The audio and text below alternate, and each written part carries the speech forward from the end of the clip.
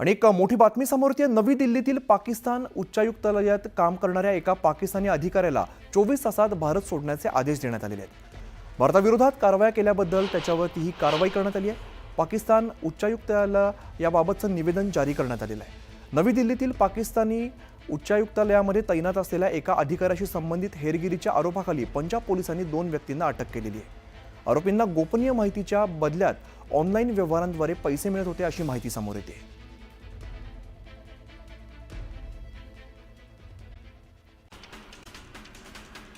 भारतीय सैन्याने एलओसीवरती 15 ते 20 दहशतवादी आणि 10 ते 12 पाकिस्तानी सैनिकांचा खात्मा केलाय। प्रत्युत्तराच्या कारवाईत भारताने पाकिस्तानच्या चौक्या आणि दहशतवाद्यांचे तळ उद्ध्वस्त केले।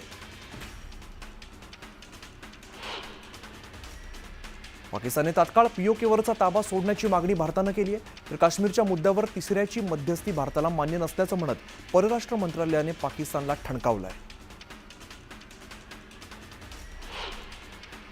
पंतप्रधान मोदींनी पंजाबच्या आदमपूर एअरबेसवरती जवानांची भेट घेतली। यावेळेला पंतप्रधानांनी जवानांची विचारपूस करत चर्चा केली। पुन्हा भारतात दहशतवादी हल्ला केल्यास पाकिस्तानचा फक्त विनाशच नाही तर महाविनाश होणार असा इशारा पंतप्रधान मोदींनी पाकिस्तानला दिलाय।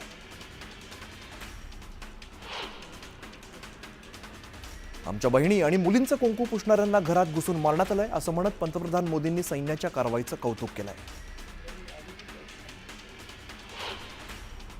जम्मू काश्मीरच्या शोपियानमध्ये पहलगाम हल्ल्याचा मास्टरमाइंड मुसाच्या 3 साथीदारांचा खात्मा करण्यात आला। शाहिद अहमद कुट्टे याला मारण्यात आल्याची माहिती समोर आली आहे।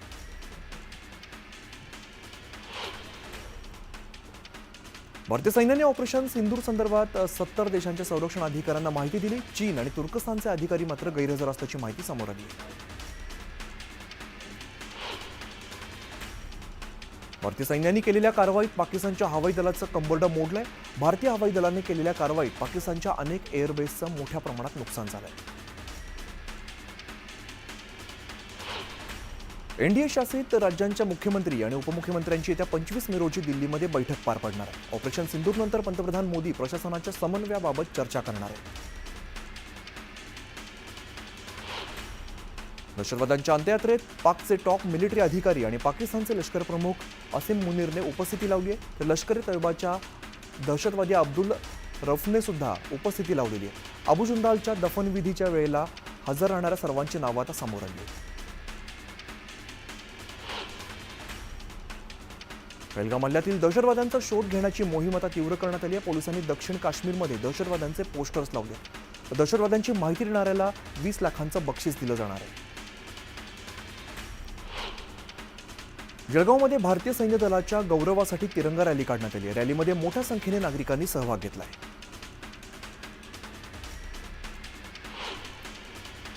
पुण्यात शरद पवारांच्या राष्ट्रवादीकडून मोठ्या प्रमाणात बॅनरबाजी करण्यात आली आहे। सुप्रियाताई साहेबांची इच्छा पूर्ण करा असा मजकूर या बॅनरवरती लिहिण्यात आला। या बॅनरमुळे जोरदार चर्चांना उधाण आलं। मुंबईत ठाकरे गटाला आणखीन एक मोठा धक्का बसलाय। पालिकेच्या माजी नगरसेविका तेजस्वी घोसाळकर यांनी ठाकरे गटाला रामराम ठोकलाय। ठाकरे गटातील सर्व पदांचा राजीनामा देत पक्षांतर्गत गटबाजीला कंटाळून त्यांनी राजीनामा दिल्याचं समोर आलं, तर घोसाळकर लवकरच भाजपमध्ये प्रवेश करणार असल्याची शक्यता आहे।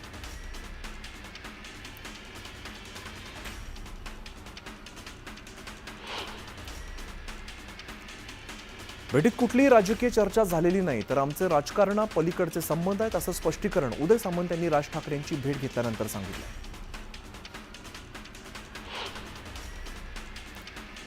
उदय सामंत यांनी राज ठाकरेंची भेट घेतली। या भेटीनंतर मात्र विजय वडेट्टीवार यांनी चांगलाच हल्लाबोल केलाय। ज्या पक्षाचा एकही आमदार नाही त्या पक्षाकडे जाऊन हे चपला झिजवतायत, म्हणजे समजा त्यांची स्थिती किती डोलायमान आहे असा टोला वडेट्टीवारांनी लगावलाय। तर राज ठाकरे अशा लोकांच्या चपला झिजवण्याचं काम करतात असंही वडेट्टीवार म्हणाले। मुख्यमंत्री फडणवीसांनी मंजूर केलेल्या तुळजापूर विकास आराखड्यावरून राजकारण चांगलंच तापलंय। आराखडा मंजूर करण्याचं श्रेय एकनाथ शिंदेंचं आहे, मात्र भाजप आणि भाजपाचे आमदार त्यांना सोडून स्वतः श्रेय घेण्याचा प्रयत्न करत आहेत। याचाच निषेध शिंदेंच्या शिवसेनेने नोंदवलाय। भारतानं पीओके ताब्यात घेऊन वाद संपवायला पाहिजे, तेव्हाच आतंकवाद संपणार असल्याची प्रतिक्रिया आमदार संजय गायकवाड यांनी दिली। गोंदियामध्ये मध्य प्रदेशचे मुख्यमंत्री मोहन यादव यांची विनोद अग्रवाल यांनी भेट घेतली आहे। यावेळेला त्यांनी रजेगाव इकडे बाग नदीवरती होणाऱ्या बलून बॅरेज संदर्भात चर्चा केली. जळगावात राष्ट्रवादी शरद पवार गटाची संघटना बांधणीची बैठक पार पडली. आगामी पालिका निवडणुकीच्या पार्श्वभूमीवरती एकनाथ खडसेंच्या उपस्थितीत ही बैठक घेण्यात आली. नागपूर जिल्ह्यात खरीप हंगाम आढावा बैठक पार पडली. यावेळेला ॲग्रीस्टॅक योजनेअंतर्गत 31 मे पर्यंत 100% शेतकऱ्यांची नोंदणी करण्याचे निर्देश पालकमंत्री चंद्रशेखर बावनकुळे यांनी दिले. गोपीचंद पडळकर हे माझ्यासारखेच विद्रोही आहेत. आम्ही दोघंही बंडखोरी करणारे लोक आहोत. अन्याय झाला की आम्ही 100% आवाज उठवतो असं म्हणत शरद पवार, अजित पवार आणि धनंजय मुंडेंवरती सुरेश धस यांनी हल्लाबोल केला. शिर्डीच्या साई मंदिरात तिरुपती बालाजी देवस्थानच्या धर्तीवरती नवीन डोनेशन धोरण लागू करण्यात आले. 10,000 रुपये किंवा त्यापेक्षा अधिक दान देणाऱ्या भाविकांना व्हीआयपी दर्शनासह विविध लाभ मिळणार आहेत. कोल्हापूरच्या अंबाबाई आणि ज्योतिबा मंदिरात ड्रेस कोड लागू करण्यात आलाय. धार्मिक विधीच्या अनुषंगाने तोकडे कपडे न घालता पारंपरिक पद्धतीने भक्तांनी कपडे परिधान करावेत असं आवाहन पश्चिम महाराष्ट्र देवस्थान समितीनं केलंय. कोल्हापूर विमानतळाजवळून जाणारा रस्ता युद्धाचं कारण सांगत प्रशासनाने कायमस्वरूपी बंद केलाय. मात्र त्यामुळे आजूबाजूच्या 10 ते 12 गावांना याचा फटका बसलाय. पर्यायी रस्ता न करताच रस्ता बंद केल्यामुळे वाहनधारकांनी संताप व्यक्त केलाय. राज्याचा 10वीचा निकाल जाहीर झालाय. 94.10% निकाल लागला असून यंदाही मुलींनीच बाजी मारली. कोकण विभागात सर्वात अव्वल असून नागपूर विभागाचा निकाल सर्वात कमी लागलाय. 285 विद्यार्थी काठावरती पास झाले असून त्यांना 35% इतके गुण मिळाले. दरवर्षीप्रमाणे यंदा सुद्धा नागपूरच्या सोमवार शाळेने 100% निकालाची परंपरा कायम ठेवली आहे. दरम्यान उत्तीर्ण झालेल्या विद्यार्थ्यांनी जल्लोष केला. सांगलीच्या पलूस तालुक्यातील रामानंद नगरमधील झोपडपट्टीधारकांनी पुनर्वसनाच्या मागणीसाठी टाकीवरती चढत शोले स्टाईल आंदोलन केलं. रेल्वे प्रशासनाने झोपडपट्टीत जमीनदोस्त केल्यामुळे तातडीने पुनर्वसन करण्याची मागणी नागरिक करत आहेत. सांगलीमध्ये महापालिका आणि पोलीस प्रशासनाविरोधात सामाजिक कार्यकर्त्यांनी आत्मक्लेश आंदोलन केलंय. कोट्यवधीचं वीजबिल घोटाळ्यातील दोषींवर कारवाईच टाळाटाळ होत असल्याचा आरोप केलाय. दरम्यान तातडीने कारवाई करण्याची मागणी करण्यात आली. नांदेड शहरात वाहतूक पोलिसांकडून ऑटो तपासणीसाठी विशेष मोहीम राबवण्यात आली. यावेळेला बेकायदेशीरपणे ऑटो चालवणाऱ्यांवरती कारवाई करण्यात आली. मुंबईच्या सीएसएमटी स्थानकावरती मोठा अपघात टळलाय. प्लॅटफॉर्म साफ करणारं मशीन अचानक रेल्वे ट्रॅकवरती पडलं. मोटरमनने प्रसंगावधान राखत जागीच लोकल थांबवली, त्यामुळे मोठा अपघात टळलाय.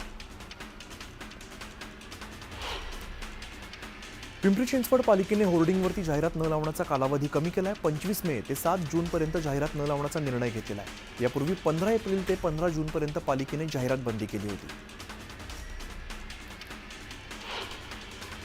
मुंबईत रस्त्यांच्या काँक्रिटीकरणाची कामं सुरू आहेत. या कामांसाठी 31 मेची डेडलाईन देण्यात आली आहे. दक्षिण मुंबईतील ए वॉर्डमधील रस्त्यांच्या काँक्रिटीकरणाच्या कामात अनियमितता आणि भ्रष्टाचार झाल्याचा दावा माजी नगरसेवक मकरंद नार्वेकर यांनी केला आहे. या प्रकरणी त्यांनी मुख्यमंत्री देवेंद्र फडणवीस यांना पत्र देखील लिहिलं आहे. कसारा बायपास जवळील घराला लागलेल्या आगीत एका लहान मुलाचा होरपळून मृत्यू झाला. रस्त्यावर क्रिकेट खेळण्यासाठी जाणाऱ्या मुलांनी घराला आग लागल्याचं लक्षात येताच आग विझवण्याचा प्रयत्न केला.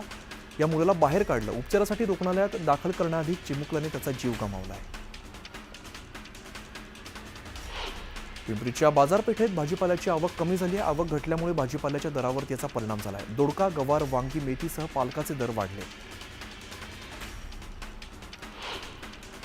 पीएमआरडीएच्या हद्दीतील बांधकामं नियमित करण्यासाठी 31 मार्चपर्यंत मुदत देण्यात आली होती. ही मुदत 30 सप्टेंबरपर्यंत वाढवण्यात आली आहे. नागरिकांनी आपली बांधकामं नियमित करण्यासाठी अर्ज करण्याचं आवाहन करण्यात आलं आहे. पिंपरी चिंचवड एसटी बस आगाराच्या ताफ्यात 5 नव्या बस दाखल झाल्या. दरम्यान प्रवाशांची वाढती संख्या लक्षात घेता वल्लभनगर बस आगाराला आणखी 20 बसेस देण्याची मागणी करण्यात आली. भिवंडीत अनधिकृत गोदामांची संख्या वाढलेली आहे. सद्यस्थितीत भिवंडीत 525 अनधिकृत गोदाम आहेत. विविध कंपन्यांकडून माल ठेवण्यासाठी या गोदामांचा वापर होत असतो.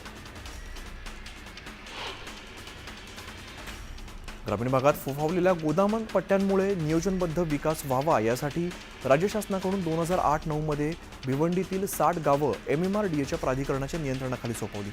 मात्र 15 वर्षांपासून MMRDAने कोणताच ॲक्शन प्लॅन तयार केला नसल्यामुळे विकास रखडलाय.